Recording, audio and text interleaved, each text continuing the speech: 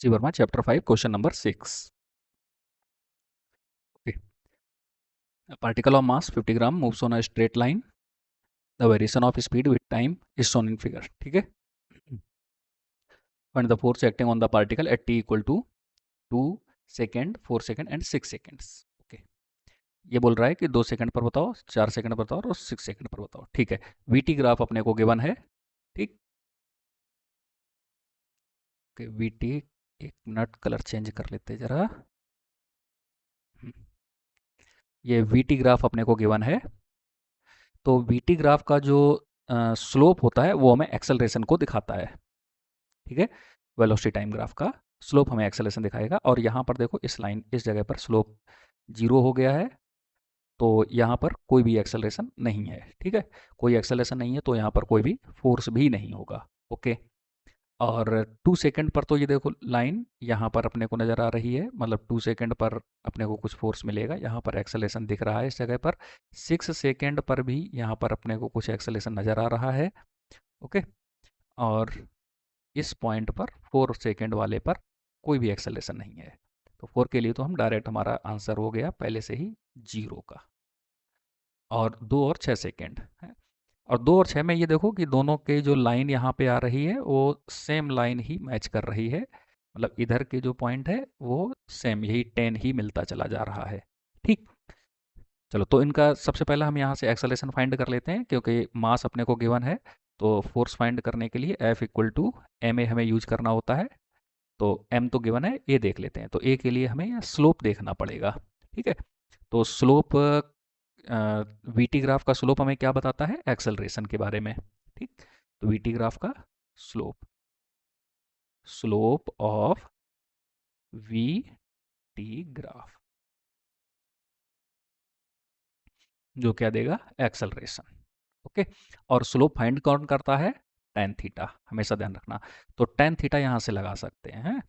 तो ये अगर थीटा देखें तो ये स्लोप कहीं से भी आप फाइंड कर सकते हो. चाहो तो ये और ये वाली लाइन भी देख सकते हो, इतना ट्रायंगल भी देख सकते हो, और चाहो तो यहाँ तक भी देख सकते हो. तो कोई दिक्कत वाली बात नहीं है क्योंकि ये स्ट्रेट लाइन ही जा रहा है.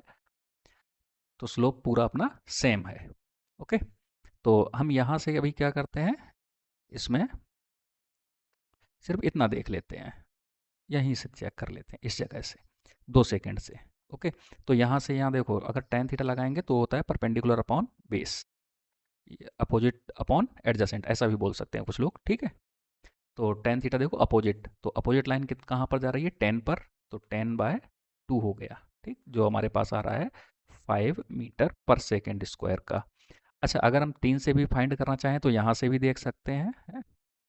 इस जगह से भी चेक कर सकते हैं. और यहाँ से जाएगा ये 15 के पास.